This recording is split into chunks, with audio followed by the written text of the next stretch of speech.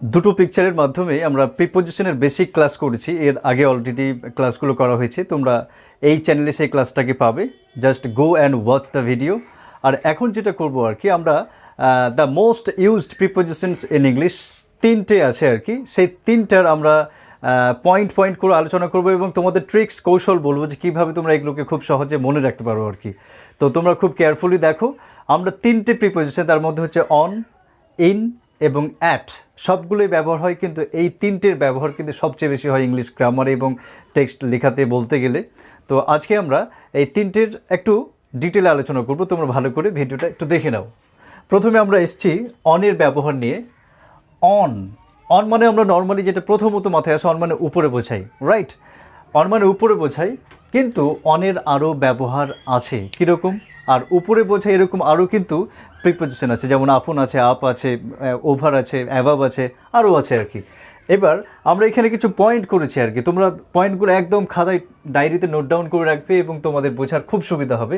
অনের ব্যবহার কি লিখেছি, প্রথমত মনে রাখবে ডেইজ, ডেটস, স্পেসিফিক ডেইজ বোঝাতে অনের ব্যবহার হয়, অর্থাৎ দিন।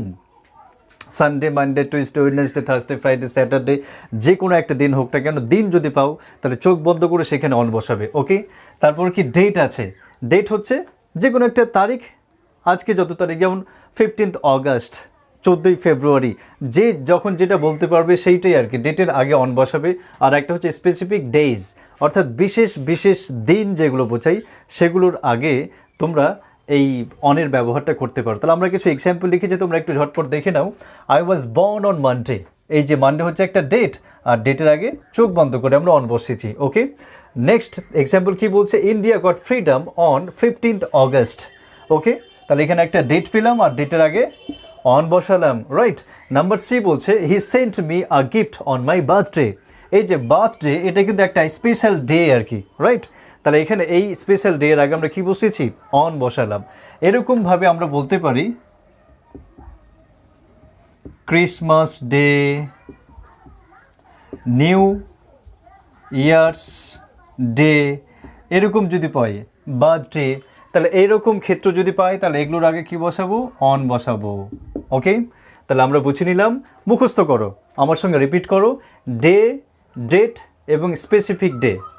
ডে, ডেট, স্পেসিফিক ডে, একটা দিন, একটা তারিখ এবং নির্দিষ্ট কোনো দিন যদি বোঝাই তাহলে সেক্ষেত্রে সেই সমস্ত দিনের আগে আমরা অন বসাবো, ওকে? তাহলে এক নম্বরটা আমরা ক্লিয়ার করলাম।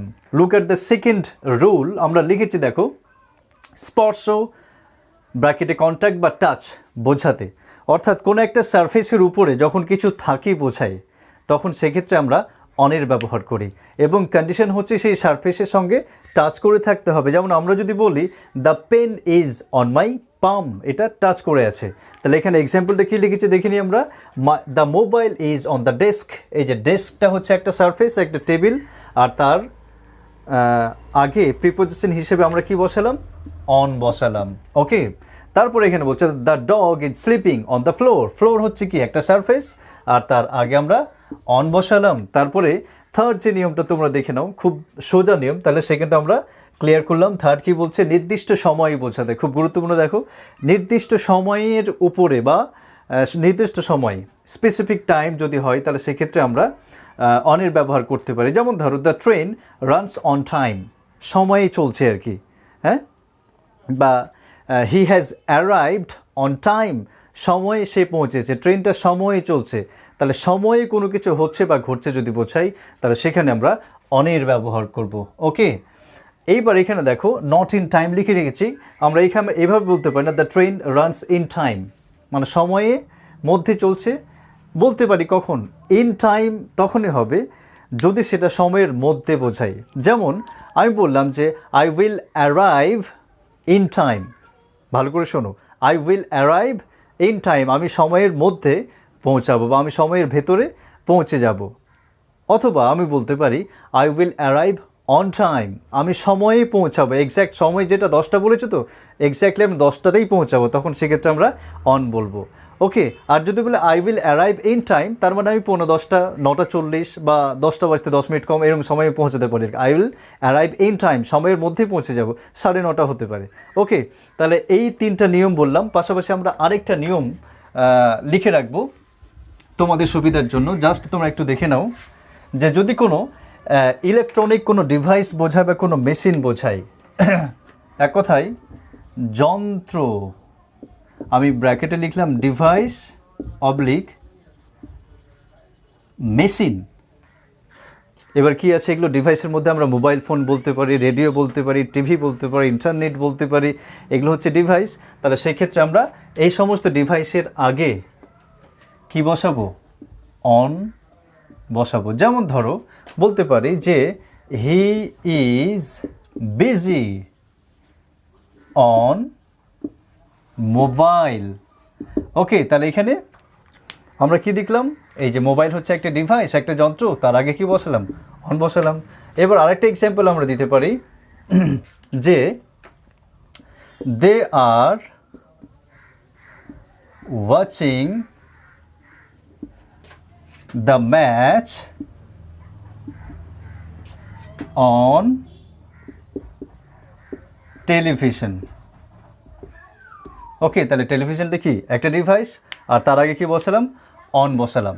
তাহলে এরকমভাবে on mobile, on television, on internet, on radio, এরকমভাবে on calculator, he is solving the sum on calculator, এরকমভাবে আমরা এটা বলতে পারি। ওকে, তাহলে অনের 5টা নিয়ম আমরা বললাম। জাস্ট ঝটপট করে আমরা একটু রিক্যাপ করি। প্রথম যেটা বলেছিলাম যে একটা দিন, সানডে মানডে, দিন, একটা ডেট, তারিখ, 15 তারিখ, 16 তারিখ, যে কোনো একটা তারিখ বোঝালে, আর স্পেসিফিক ডে, সেটা বার্থডে হতে পারে, হ্যাপি নিউ ইয়ার ডে হতে পারে, বা নিউ ইয়ার্স ডে হতে পারে, অথবা ক্রিসমাস ডে হতে পারে। স্পেসিফিক কোনো ডে বোঝালে আমরা অনের ব্যবহার করতে পারি। সেকেন্ডলি যেটা আমরা রেখেছি, কোনো সারফেস রূপের কোনো জিনিস কন্ট্যাক্ট বা টাচ করে থাকলে সেক্ষেত্রে আমরা অন বসাবো। থার্ড যেটা বলেছি যে নির্দিষ্ট সময়, অন টাইম, সময়ের মধ্যে নয়, সময়ে পৌঁছাবো, এরকম সেন্স যদি ক্যারি করে তাহলে সেক্ষেত্রে আমরা অনের ব্যবহার করতে পারি। এবং লাস্টলি এবং ফোর্থ যেটা আমরা আলোচনা করেছি সেটা হচ্ছে যে কোনো ডিভাইস বা কোনো মেশিন যদি বোঝাই তাহলে সেই ডিভাইস বা মেশিনের আগে আমরা অন বসাবো। ওকে, খুব সোজা না? তাহলে অনের এই 4টা গুরুত্বপূর্ণ ব্যবহার তোমাদের জন্য বললাম, তোমরা ভালো করে বুঝে নাও। ওকে, এখন আমরা আরেকটা খুব কমনলি ইউজড টার্ম, সেটা হচ্ছে অ্যাট প্রিপোজিশন। অ্যাটের ব্যবহারটা আমরা দেখে নেবো। 4টা নিয়ম এখানে আমরা লিখে দিয়েছি, আর তোমরা যদি এটাকে খুব ভালোভাবে ফলো আপ করতে পারো তাহলে কিন্তু খুব আসানেই তোমরা এই প্রিপোজিশনগুলো শিখতে পারো। প্রথম নিয়ম আমরা কি লিখেছি, তোমরা হোয়াইট বোর্ডের দিকে একটু তাকাও। ফার্স্ট যেটা লিখেছি তোমরা অবশ্যই জানো, যদি যারা আগের ভিডিওটা দেখেছো তোমরা ওখান থেকে অবশ্যই জেনে গেছো যে স্পেসিফিক টাইম বা নির্দিষ্ট সময় যদি বোঝাই, ওকে, তাহলে আমরা অ্যাটের ব্যবহার করি। এক্সাম্পল কি, he goes to school at 10 o'clock, at 10 o'clock, অর্থাৎ স্পেসিফিক টাইম যখন বোঝাবে, at 10 o'clock, at 5 o'clock, at 6 o'clock, at 11 o'clock, এরকম যদি বোঝাই তাহলেই বুঝবে যে সেখানে একটা অ্যাট বসবে, রাইট? এইবার সেকেন্ডলি আমরা লিখেছি my friend met me at 5 PM। এই যেখানে একটা স্পেসিফিক টাইম বা পয়েন্ট অফ টাইমের কথা বলেছি, আর তার আগে আমরা অ্যাটের ব্যবহার করেছি। তারপরে কি লিখেছি, third, they will reach home at dawn. আচ্ছা, তাহলে এখানে আমরা কি দেখলাম, স্পেসিফিক টাইম দেখলাম। আর এইবার পার্ট অফ ডেজ বা দিনের যে কোনো একটা অংশ, নির্দিষ্ট স্পেসিফিক্যালি যদি কোনো একটা দিনের অংশকে বোঝায় তাহলে সেক্ষেত্রে আমরা কিন্তু এই অ্যাটের ব্যবহার করতে পারি। যেমন স্টার্ট হচ্ছে কখন, ডন থেকে স্টার্ট, ডন, মর্নিং, তারপর নুন, আফটারনুন, ইভিনিং, নাইট, এই প্রত্যেকটা ক্ষেত্রে আমরা কিন্তু অ্যাটের ব্যবহার করতে পারি। At dawn, at dusk, at morning, at noon, at evening, at night, এইভাবে কিন্তু আমরা বলতে পারি। যেমন একটা এক্সাম্পল লিখেছি, they will reach home at dawn, অথবা অ্যাট ডাস্ক, অথবা অ্যাট মর্নিং, অথবা অ্যাট নাইট, অথবা অ্যাট নুন, যে কোনো একটা আমরা বলতে পারি। ওকে, এইবার এইখানে আমরা অনেক সময় দেখি যে তোমরা কোয়েশ্চেন করতে পারো, স্যার আমরা তো এই সমস্ত জিনিস মর্নিং বা ইভিনিং বা আফটারনুন এর আগে কিন্তু আমরা ইনের ব্যবহার হতে দেখেছি, রাইট? এক্স্যাক্টলি, তোমরা সঠিক কথা বলছো, কিন্তু সেখানে একটা কন্ডিশন হচ্ছে যে যখনই আমরা এখানে একটা ইন বসাবো, যেমন ধরো মর্নিং লিখলাম, নর্মালি কি হয়, মর্নিংয়ের আগে অ্যাট বসে, কিন্তু যদি আমরা ইন বসাই কন্ডিশন হচ্ছে যে ইনের পরে একটা আর্টিকেল দা বসবে।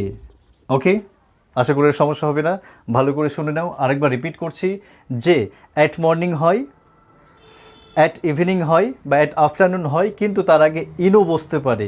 কন্ডিশন হচ্ছে ইনের পরে সেক্ষেত্রে দায়ের ব্যবহার করতে হবে, অর্থাৎ ইন দ্য মর্নিং। অর্থাৎ যে কোনো একটা এক্সাম্পল আমরা ইন দ্য মর্নিংয়ের সঙ্গে সেট করতে পারি বা ইন দ্য আফটারনুন করতে পারি, কিন্তু ইন দ্য নাইট কিন্তু হবে না আর কি, অ্যাট নাইটে সবসময় ব্যবহার করতে হবে। ওকে, তারপর সেকেন্ড যেটা লিখেছে দেখে নাও, যে স্মল প্লেস বা ছোট জায়গা বোঝাতে আমরা অ্যাটের ব্যবহার করতে পারি। যেমন আমরা লিখেছি my uncle leaves at Howrah. Kolkata একটা বড় জায়গা, বড় সিটি, কিন্তু হাওড়াটা কম্পারেটিভলি অনেক ছোট কলকাতার থেকে। অতএব my uncle leaves at Howrah. I study at Siliguri, তাহলে এই সমস্ত জায়গাগুলো ছোট। হ্যাঁ, বা দে লিভ অ্যাট মালদা, বা তুমি যে গ্রামে বাস করো সেই গ্রামের নামের আগেও অ্যাট দিতে পারো। এরমভাবে অ্যাটের ছোট ছোট জায়গা, যেমন ধরো আমরা বলতে পারি at the park, at the lake, at the দিয়ে ধরো একটা স্ট্রিটের নাম বলে আর কি, স্ট্রিট বললাম একটা স্ট্রিটের নাম, তাহলে অ্যাট দ্য পার্ক। এবার এখানে অ্যাট স্কুল বলতে পারি, ওকে, অ্যাট অফিস বলতে পারি, at the park, at the lake, at the street, কোনো একটা স্ট্রিটের নাম বললে। তারপরে হচ্ছে অ্যাট স্কুল। এরমভাবে কিন্তু আমরা অ্যাটের ব্যবহারগুলো ছোট ছোট প্লেসের ক্ষেত্রে আমরা ব্যবহার করতে পারি। ওকে, তারপর আমরা কি বলছি দেখে নাও, কোনো কিছুর দিকে যদি বোঝাই, একটা ডিরেকশন দিকে যদি বোঝাই, তাহলে সেক্ষেত্রে আমরা কিন্তু অ্যাটের ব্যবহার করতে পারি। কীরকমভাবে, যেমন আমরা কী বলো, লুক অ্যাট মি, আমার দিকে তাকাও, look at the white board, look at the white board. এই যে, তাহলে এখানে কি একটা ডিরেকশনের দিক বোঝাচ্ছে, আর এখানে আমরা অ্যাটের ব্যবহার করলাম। The boy threw stones at the dog, অর্থাৎ থ্রো মানে কি, থ্রো মানে ছুড়ে দেওয়া বা নিক্ষেপ করা, তাহলে কি একটা অটোমেটিক্যালি একটা ডিরেকশন বোঝাচ্ছে, তখন সেক্ষেত্রে আমরা অ্যাটের ব্যবহার করেছি, রাইট। এবার ফোর্থ কি বলেছি দেখো, বয়স এজ বোঝাতে আমরা অ্যাটের ব্যবহার করতে পারি। কীরকমভাবে দেখে নাও, শি পাস্ট মাধ্যমিক, এমপি লিখেছি আমরা, শি পাস্ট মাধ্যমিক অ্যাট দ্য এজ অফ 15, সে 15 বছর বয়সে মাধ্যমিক পাস করেছে আর কি। তাহলে এখানে একটা এজের ব্যাপার এসছে, তার আগে আমরা অ্যাটের ব্যবহার করলাম, রাইট।